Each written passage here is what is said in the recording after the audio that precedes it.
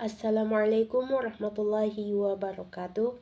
Perkenalkan, saya Nur Wahdaniyah dengan NIM 1051911000224. Saya dari Prodi Pendidikan Agama Islam, Fakultas Agama Islam Universitas Muhammadiyah Makassar. Adapun video ini berisi tentang video pembelajaran yang mana sebagai tugas saya dalam mata kuliah Psikologi Umum dengan dosen pengampu yang terhormat Ibu Dr. Musdalifah Nihaya SPSI MPD. Semoga dengan adanya video ini dapat membantu saya untuk mendapatkan nilai maksimal. Bismillahirrahmanirrahim. Assalamualaikum warahmatullahi wabarakatuh. Waalaikumsalam warahmatullahi wabarakatuh. Alhamdulillahillazi hadana lihadza wa ma kunna linahtadiya laula an hadanallah. Asyhadu an la ilaha illallah wa asyhadu anna Muhammadan abduhu wa rasuluh. Amma ba'd. Pertama-tama, marilah kita panjatkan puja dan syukur kehadirat Allah Subhanahu wa Ta'ala yang telah melimpahkan rahmat dan hidayahnya kepada kita sekalian. Tak lupa pula salawat serta salam semoga tetap tercurahkan kepada baginda Muhammad sallallahu alaihi wasallam. Pada pagi hari ini, kita akan memulai pembelajaran psikologi sosial dengan judul pengaruh sosial.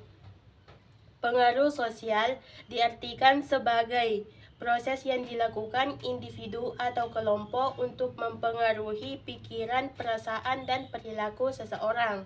Adapun karakter pengaruh sosial yaitu realitas nyata dan imajinatif. Yang kedua, pengaruh langsung atau tidak langsung. Dan yang ketiga yaitu pengaruh sosial aktif dan pasif. Adapun jenis-jenis pengaruh sosial yaitu konformitas. Konformitas merujuk pada kecenderungan seseorang untuk menyesuaikan diri dengan tuntutan norma kelompok. Konformitas umumnya dilakukan karena dua alasan, yaitu untuk mendapatkan pemahaman yang benar dan untuk mendapatkan apresiasi positif. Adapun faktor-faktor yang mempengaruhi konformitas yaitu ukuran kelompok, kebulatan pendapat kelompok, ketertarikan atau kohesivitas. Yang keempat yaitu keinginan individual. Selanjutnya yaitu kepatuhan.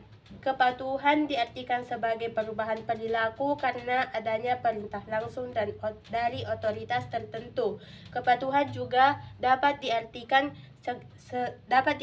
sebagai sikap dan perilaku yang menunjukkan tunduk pada aturan, ajaran, atau perintah yang ditetapkan. Selanjutnya yang ketiga yaitu kelompok. Kelompok adalah agregat sosial di mana anggota-anggotanya saling tergantung dan setidak-tidaknya memiliki potensi untuk melakukan interaksi satu sama lain. Kelompok juga dapat diartikan sebagai perkumpulan perkumpulan dari dua orang atau lebih untuk mencapai tujuan yang sama dan saling berinteraksi. Bagaimana teman-teman sekalian, apakah teman-teman memiliki pertanyaan? Jika ada, mohon diajukan.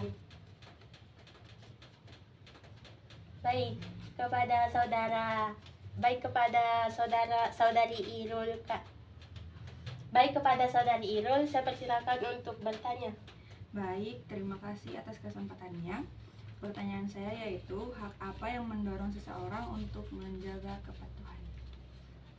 Baik, yaitu hak apa yang mendorong seseorang untuk bisa dilakukan melanggar kepatuhan. Baik, adapun alasan seseorang bisa melanggar kepatuhan yaitu salah satunya karena kurangnya kesadaran dalam diri. Jika dalam dirinya masih kurang mengenai kesadaran untuk mematuhi aturan, bisa saja dia melakukan pelanggaran. Adapun alasan-alasan lainnya seperti adanya kesempatan. Ketika seseorang memiliki kesempatan untuk melakukan pelanggaran, maka dia akan melakukannya. Yang ketiga yaitu sudah menjadi kebiasaan. Yang keempat, adanya dorongan untuk melakukan masalah dengan instan. adanya dorongan untuk menyelesaikan masalah dengan instan. Selanjutnya yaitu tidak disiplin dan kurang tanggung jawab. Bagaimana? Baik, terima kasih atas jawabannya. Selanjutnya masih ada pertanyaan. Saya juga mau bertanya, Bu. Silahkan.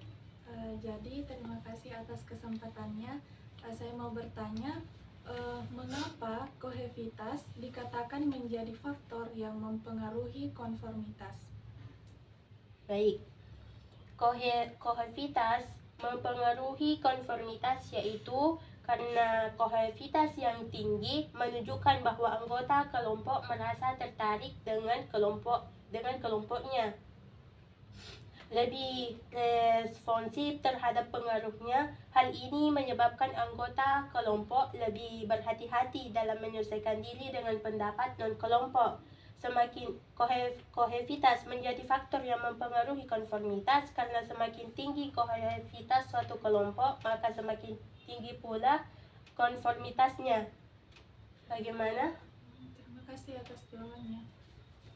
Selanjutnya yaitu dapat disimak adapun studi kasus sederhana mengenai pengaruh sosial media yaitu pengaruh sosial media terhadap perilaku remaja di sekolah.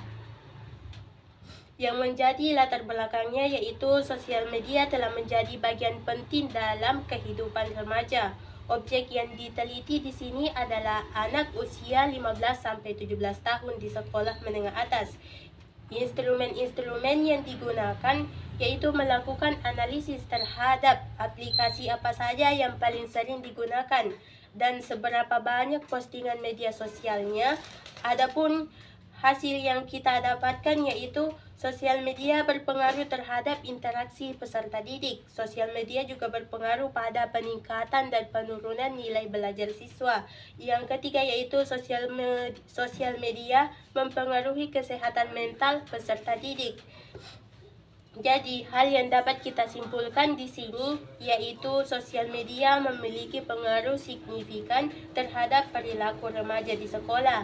Penggunaan sosial media yang bijak dan terkontrol dapat membantu meningkatkan interaksi sosial dan motivasi belajar.